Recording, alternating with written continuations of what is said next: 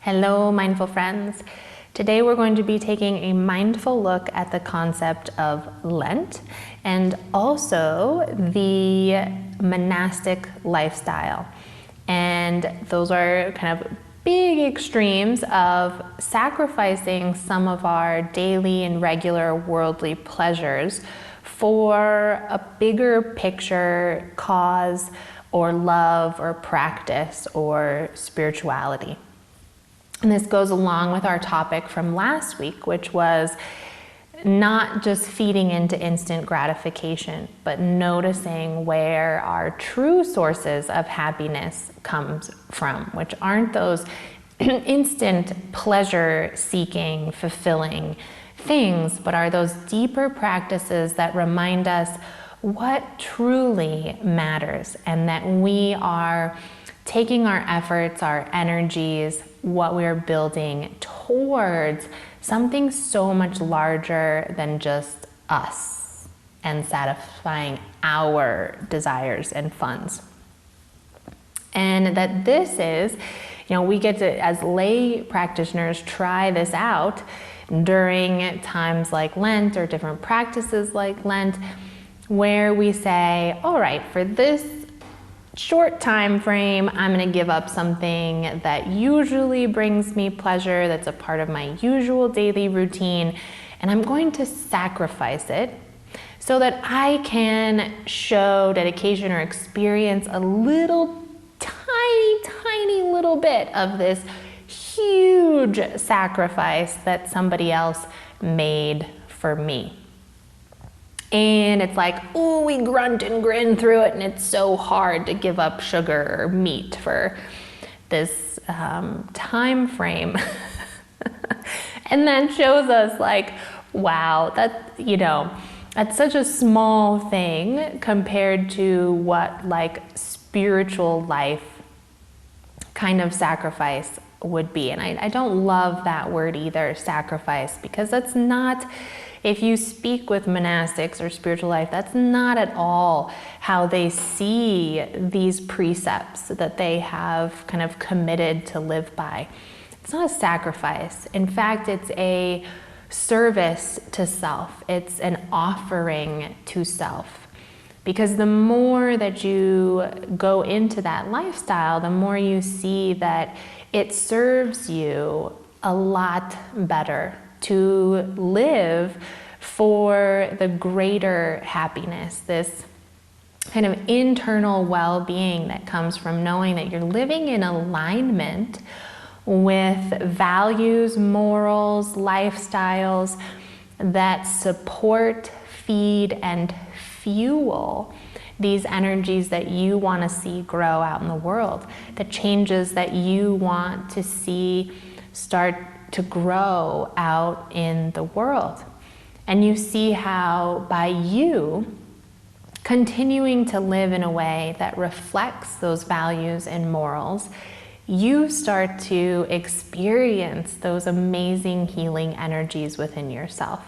So you start to be more peaceful, more loving, more compassionate, because the choices you make in what you consume, in what you say, in what you do, what you watch, all contribute to you feeling and generating and engaging with those amazingly powerful healing energies. And so it's not seen as a sacrifice. It is seen as a support, a service to self and the world that brings such a deeper level of contentment. And so we don't actually get a clear picture of that if we do small little stints where we grunt and grit through this hardship of a month without something that we normally enjoy. We're not seeing it in the right way. We're seeing it as, I'm sacrificing this is so hard for me to let this go, but we're not opening ourselves up into what it actually teaches us and offers us. We're not seeing that that shows us, the teaching from last week. It's literally an opportunity for you to recognize the kind of untrue nature of the pleasure you get from these little worldly things. It's there to kind of show you that that doesn't offer the deep level of contentment that a more rewarding, more overarching dedication to a type of lifestyle that supports your true morals, values, and beliefs would offer to you. And so if you're going into something like Lent, or a time where you are giving something up that normally brings you pleasure, don't just bear it, don't just feel like, oh, I'm really working hard to get through this and it's so awful to not have sugar.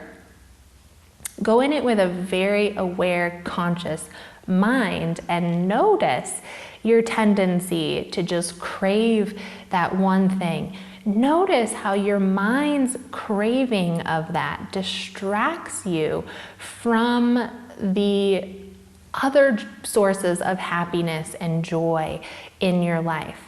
How it creates in you cravings that then doesn't allow you to feel peace at other times of your life. And be learning, not just trying to show how much you sacrificed in this, but developing a deeper understanding of how these worldly pleasures actually don't serve you very well at all. And notice that that craving that it brings in you, that feeling that you are deprived of something so amazing in your life, that is its control over you. And anytime things have control over you, you're not at peace. You're not carrying an internal well-being that you can bring with you anytime, anywhere. It is dependent upon those worldly pleasures that you crave and want to have. And so don't look at it like a time like, ooh, the more painful it is, the more sacrificing it is, the better I'm doing and the more I'm offering into my spiritual practice. Look at it like, wow, the more painful this is, the more it shines a light on my dependency on things that are outside of myself and outside of my true values and morals. And then think about it like the monastic life and see if you can go through that switch in your mind that says, this is not a sacrifice. This is not me depriving myself of the true joys of life. This is, in fact, me developing a very conscientious, deep understanding of the true sources of happiness in my life. And understanding so well that me living in this way, true to my values and morals, true to these things that feed that peace within me, that love, the compassion, that is what brings me the most amount of healing and actually serves me the most.